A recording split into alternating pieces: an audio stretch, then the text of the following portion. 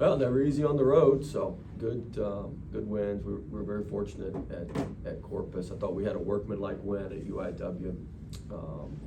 Got off to a good start. Could never pull away from them. They would make runs, so we could never pull away. But had a working margin most of the game. Corpus, we started off pretty well. We had the 5-6 point lead in the first half. They cranked up their pressure and cranked up their physicality. We didn't respond very well to that. We didn't play very well through contact. We kind of begged for the ball instead of cut, which was not good. So, we got ourselves in a hole, and we're fortunately able to come back and make a play at the end. But we got to be better in our 6-minute game. Our free throws have got to be better. We were solid on defense. We didn't turn the ball over very much, which was good. We turned the ball over 8 times in the first half, 4 times in the second half against Corpus. But we got to keep our turnovers down, play better. But we've got New Orleans coming in, leading scorer in the league this weekend. Johnson, he's playing tremendous, coming off 35 points at Houston Christian Monday night. The other kid, 20, scored a ton as well. So New Orleans is traditionally one of the better teams in the league. So hopefully we'll have a good crowd here Saturday. Be good to be back home. Monday, obviously the big problem was free throws, but what have you, when you guys got down 18 and when they were going on that run, what was kind of the message to the team to stay in it? Look, our guys know we're just gonna kind of chip away and stay at it and see where we are. See where we are when we get to the 6-minute game. See if we're within 3 possessions. We can be within 3 possessions in the 6-minute game. We got a lot of confidence. So, whole key there is just chop it down until you can get to the 6-minute game within 3 possessions. Which by 6 minutes we were a lot less than 3 possessions. We had it to 1 or 2 possessions, and at that point our guys have a lot of confidence. That's something we spend a lot of time working on and talking about. The fact that Shoemate missed the free throws and makes a shot, kind of his redemption, this season's redemption for you, is it kind of a redemption season for a lot of kids? Do you see them in what they've gone through in the past? Sounds like you already have your story written. DJ gave it to him. About half of it. What would we say? Sure, yeah. Is that something you guys have talked about? And We hadn't really talked about it. I think there's obviously some parallels there, as you so kindly pointed out. But no, we haven't talked about that. But I do think we have a lot of guys that have a chip on their shoulder. A lot of guys that maybe things haven't gone exactly how they wanted it to go in their career, and they came here to turn their career around. Our program hadn't gone exactly how it's wanted to go for a while, and so we came here to turn the program around. So I certainly think there's some parallels with that. Now, if you want to put redemption on it or whatever terminology you want to use, it's up to a wordsmith like yourself. Going back to Saturday, Mike had 20, and obviously he was a big part of Monday night as well. What have you seen from him, and what does that do for you guys having another piece to rely on? Well, his other option, I thought Cooper played really well on Monday night. He was one guy who wasn't begging for the ball. He was cutting, he was moving, he was playing around the rim, doing what he does. I thought he played really well. We got to have some consistency with Mike. He played pretty well against UIW. He didn't play as well against Corpus, but we got great belief in him. We got great belief in all of our guys. I think, Cam Jones is somebody that we've been playing. He just hasn't played up to his capabilities. He's somebody he's a really good player. He's a double-digit scorer. He's a Division I player. We keep putting him in there, waiting for him to break out and make some things happen. And I think he's gonna play well for us too. But we have a lot of confidence. Anybody we put in the game is because we got confidence in them.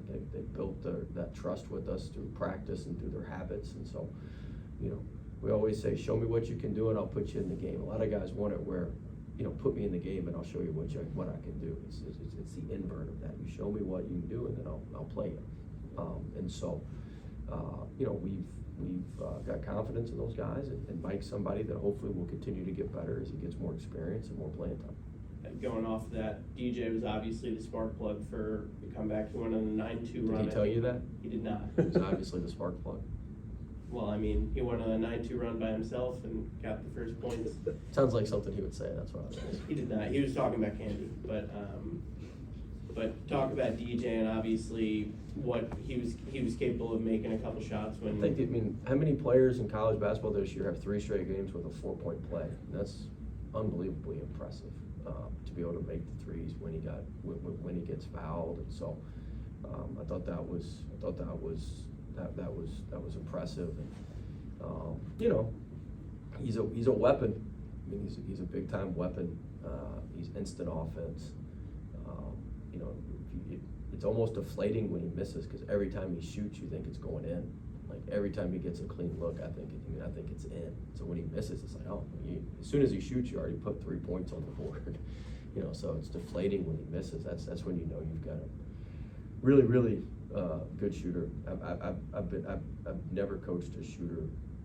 The only one I've coached that's as good as him was Troy Daniels. He ended up playing in the NBA. He played for us at VCU. He had 133s his senior year. He had more than 8 teams hit as a team. He hit his senior year. Troy Daniels. It's an interesting stat you can look up. But anyway, I mean, DJ's is good of a weapon, and Troy played in the NBA, carved out a nice NBA career, and you know, DJ's as good a shooter as I've seen since then, and certainly he makes timely ones. He's not scared of the moment. You saw the 3 he hit against ULL, so he's a very, very good piece to have. Coach, kind of following up on Jim's story that you aptly pointed out. DJ mentioned about, you know, his year last year had a lot of losses, wasn't very successful. Talk a little bit more about. Tell him we win more in a month here than he won all Yeah, year really. there. Talk a little bit more about this. I have to remind him sometimes where he came from. You gotta keep him humble. This power of something to prove. You've got confident and talented players, and they have that internal motivation to prove something to themselves and to outsiders there in the game. Is that, expound on that a little bit, and how's your coaching, is that like a coach's dream to a certain degree, to have a mix of guys like that? Well, I mean, you've got to develop that. You know, all the guys think they're, you know, everybody, all of us in here, everybody, you know, thinks they're better than they are at what they do. That's just natural, I think. I mean, we all do, right? So you've got to make sure everybody understands who they are, and then try to, you know, you've got to try to find some commonalities with the guys, and find something that they can rally around. And so we went on a team retreat, and I thought that really helped us find the commonality, find some of the traits that we needed, and then, you know, the guys have certainly fallen into line with you know, with where those are. And, you know, when you got a common goal and you got some common struggle to get to that goal, a lot of times you can be a pretty tight-knit group. So that's what we have, and you know, we got to keep it that way, because winning can pull you apart too. You know, because now you got, well, shoot, y'all are winning by this, and you scored 12 points. You can take 2 more bad shots and see if you can get a few extra points. It doesn't matter. It's not going to hurt the team, but that affects other people. So like, winning attracts a lot of issues too. So you got to stay vigilant on everything. Looking forward to Saturday. You mentioned they have the league's top scorer. What are you guys kind of focusing on as you prepare for New Orleans? Well, we're going to have to be, I mean, first off, our offense has got to be better. I'm mad as hell about our offense and how we played at Corpus. That was soft. And we were bad. And so we got to get that fixed. We got to be way better offensively. We got to be way stronger with the ball. We got to finish better in the paint. We got to finish better at the rim. So we're going to get that fixed. So that's the first thing, is we got to get way tougher offensively, and being able to play through contact. New Orleans is physical. They got big kids down there. They're just going to throw bodies at us. And then, you know, we got to do a good job on their guards. We got to do a really, really good job on their guards. They've got, you know, Johnson, but they've got 2 dynamic guards. 20's coming off of a huge game. I think he had 25 plus at Houston Christian. And so, you know, we've got to understand that you know, they're one of the best programs in our league. They're going to be physical. They're going to come in here. They're going to come after us. And Johnson's a very, very good player. He trains with Cam and Cullum when they're back home. They all know each other extremely, extremely well. Cam's known him since he was, 3 years old. They call him Poppy, and he's a great kid. I've met him, but look, we've got a big challenge. He's going to shoot a ton of balls.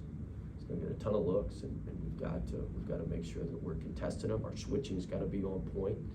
Our red zone's got to be on point. Our defensive rotations are a half second late right now. We got to get that stuff corrected. Our baseline out of bounds offense is atrocious. We got to get that corrected. We got a lot of stuff to fix this week. That's the way I look at it. Coming back home, Matt put out yesterday hoping for more engagement from the fans. Well-written piece. Best piece I've read all year. Not his redemption Can't get piece. that in the local rag. But It'll get better. Happily. Just warming up for tonight, Jim. I'm just getting warmed up. Looking forward to it, believe me. Just getting warmed up. Looking forward to it. He sent it to me, so I read it. He texted me and said, "Hey, what do you You think?" said you didn't read anything. You said you never read He anything. sent it to me. I read it. Have you ever sent me one of your articles to read? No. Well, then why would I read it? He sent it to me and said, "Hey, I wrote this. I normally don't do this," and I hit the thumb up emoji and I said, "Sounds good." So going off of that, what would kind of be your message to Lake Charles and hoping for more engagement as you I guys? think our get there? engagement's been great. I think the people that have come have been phenomenal.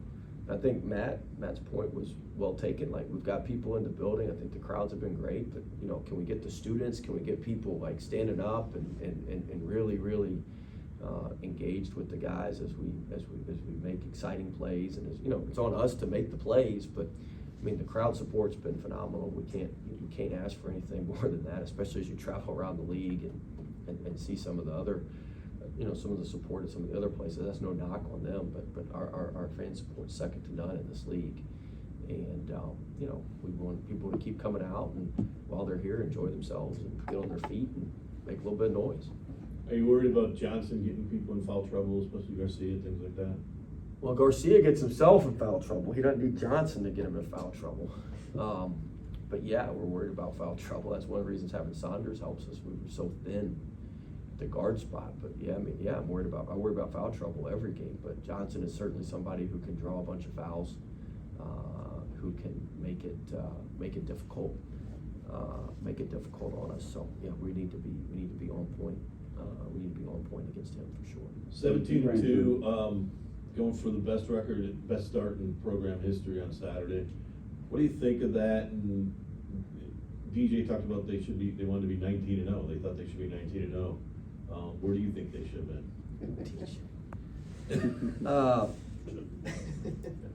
Look, everybody would have signed up for 17-2, I think.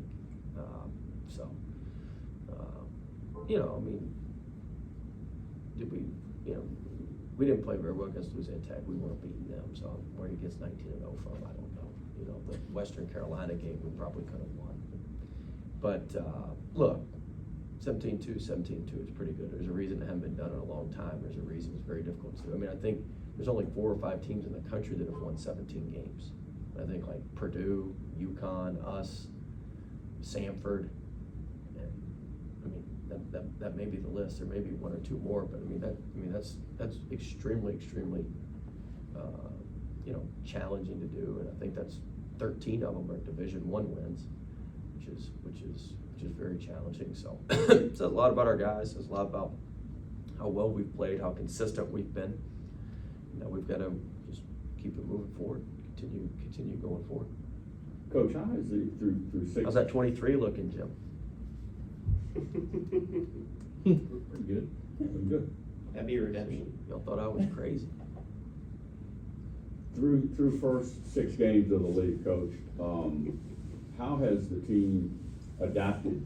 Each team is going to have a little bit of difference. You talk about commonalities. How have they adapted through the first 6? Yeah, it'll be interesting. It's different because New Orleans would be another time we've played, but Northwestern on Monday is the first time we've played a team the second time. Right. And we played Northwestern twice. We hadn't even seen frickin' Nichols or Houston, Houston Christian. we hadn't even seen, we had Baptist Christian, I get them all mixed up. I guess I want to be more inclusive now. But I hadn't even seen, we hadn't even seen those guys yet, and we're gonna have played Northwestern State twice, so it's just it's a funky schedule, but certainly, hopefully, the second time we can adjust a little bit more to what teams we're doing and what teams are doing, and so, you know, everybody plays differently. You know, UIW took Cooper's man and double teamed Hade with him, you know, and then, you know, Corpus came out and pressured, and, you know, so I mean, everybody does something different. Everybody's got different game plan, and so, you know, you gotta kind of see what they do and adjust, and hopefully we'll be better. Historically, our teams have been much better the second time around we play guys when we know what we got going on, and we've been pretty good there. Going off of that, what are the challenges that come with that as teams, not only you see them twice, but they're now seeing you twice and they can adjust to what they've seen? Yeah, I mean, we gotta stay ahead of them, so we gotta adjust, they gotta adjust, and we gotta stay a step ahead as best we can. All right, Coach, appreciate it. Coach.